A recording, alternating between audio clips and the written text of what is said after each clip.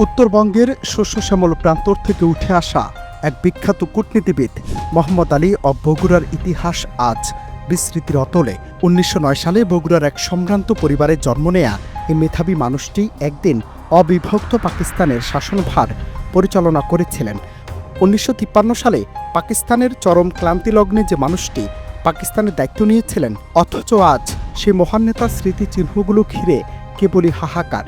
যে নবাব প্যালেস একসময় ইতিহাসের জীবন্ত সাক্ষী ছিল, আজ তা ভূমিদস্যুদের থাবায় ক্ষত বিক্ষত।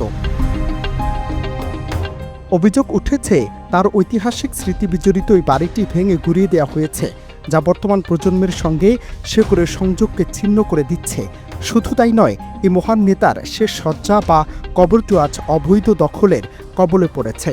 প্রত্নতত্ত্ব অধিদপ্তরের সীমাবদ্ধতার সুযোগ নিয়ে এই প্রভাবশালী চক্র যেন এক গভীর ষড়যন্ত্রে লিপ্ত হয়েছে এই ইতিহাস চিরতরে মুছে ফেলার জন্য, যা আমাদের সাংস্কৃতিক ইতিহাসের উপর এক চরম আঘাত বলেই মন্তব্য অনেকের।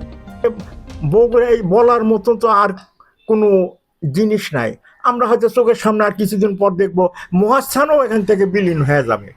যেভাবে ভূমিদস্যুদের উৎপাত তৎপরতা চলছে রাজনৈতিক লেভেলে, গত ১৫ বছরই তো নবাববাড়িটাকে ধ্বংস করা হলো। তারা কে?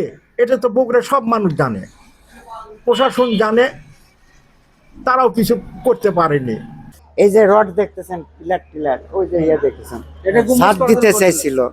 এখানে যাতে ময়লা নোংরা, উপরে পানের পিক, সিগারেটের ইয়ে আছে, অনেক কিছু সব ফেলায় মানুষ, সেগুলি এর জন্য রাখছিল। পৌরসভা এসে ভেঙে দিয়ে গেছে।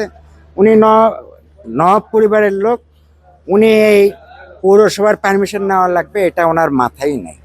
উনি কাজকাম করে ফেলছিল, ছাদটার সব ভেঙে দিয়ে গেছে পৌরসভা।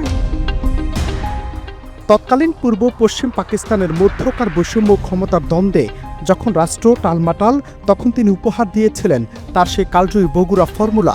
এটি ছিল দুই অংশের মধ্যে ক্ষমতার ভারসাম্য বজায় রাখার এক অনন্য সাংবিধানিক প্রচেষ্টা। প্রশাসনের উপর ক্রমবর্ধমান সামরিক প্রভাব ও নানামুখী চ্যালেঞ্জ সত্ত্বেও ১৯৫৫ সাল পর্যন্ত তিনি গণতান্ত্রিক ধারাকে সচল রাখার আপ্রাণ চেষ্টা চালিয়ে গেছেন। তার এই কূটনৈতিক দূরদর্শিতা আজ উপমহাদেশের ইতিহাসে এক বিশেষ অধ্যায় হিসেবে স্বীকৃত ও সমাদৃত। ঐতিহাসিক এই স্পন্দন রক্ষায় প্রশাসনের ভূমিকা এখন প্রশ্নবিদ্ধ। প্রত্নতত্ত্ব অধিদপ্তরের আঞ্চলিক পরিচালক AKM সাইফুর রহমান এই ঐতিহ্য রক্ষায় তাদের আইনি ও সাংগঠনিক সীমাবদ্ধতার কথা অকপটে স্বীকার করেছেন। কিন্তু প্রশ্ন থেকে যায়, একজন বিশ্ববরেণ্য কূটনীতিবিদের স্মৃতি কি এভাবেই ধুলোয় মিশে যাবে? নবাব বাড়ির অংশটা ভেঙে ফেলাতে অবশ্যই এটা বিচ্ছিন্ন হয়ে গেছে। প্রত্নতত্ত্ব খুবই চেষ্টা করেছে, কিন্তু সম্ভব হয়ে ওঠে নাই প্রত্নতত্ত্বের। শক্তি সামর্থ্যের দিক থেকে আসলে আমরা হয়তো পারি নাই। তো এখন যে অবস্থায় আছে সেটাও বগুড়াবাসী যদি চায়, তাহলে সেটার জন্য কিভাবে কি করা যায়, সেটার জন্য প্রত্নতত্ত্ব সবসময় সাথে থাকবে। অনন্ত হাসান মাসুদ, বাংলা টিভি।